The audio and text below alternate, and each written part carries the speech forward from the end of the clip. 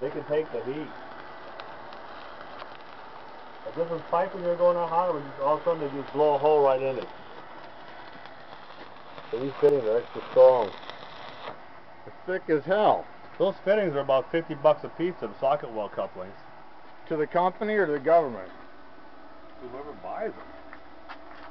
From the casting company? When you go to buy them, these socket weld couplings, they're about 50 on that. Wow. They're not cheap. I didn't think they'd be that much. The butt weld fittings are only about 18, 20 bucks. You mean the elbow? Yeah, so just the plain fittings, they're not that high, but these heavy Well, fittings, this is a thin elbow. yeah, but you can't tell. They're all about the same price. Elbows. Elbows are cheaper but these are more metal because they're double metal. They're all machined out, yeah. Oh, they're machined out or they're cast like that? No, those are all freaking forged steel. That's all. Oh, come on. On a lathe? Or a CNC? I might need a little more heat here. That's gotta get ground off. So when you get two spots like that in a row where it's thick, then you gotta grind it off. You can't keep going over it.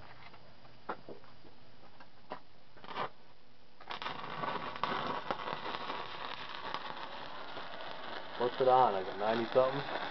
100? 70 or 90. You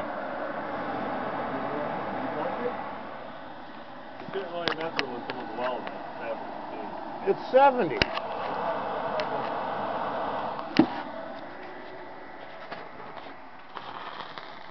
you go. Now it's burning everything out of the way. Boy, what a difference. That's super hot there. When you get it real hot, you can be off on your angle, you can be off on how close you get, it won't short out. But you just gotta move fast, and you gotta have the material that'll hold the heat.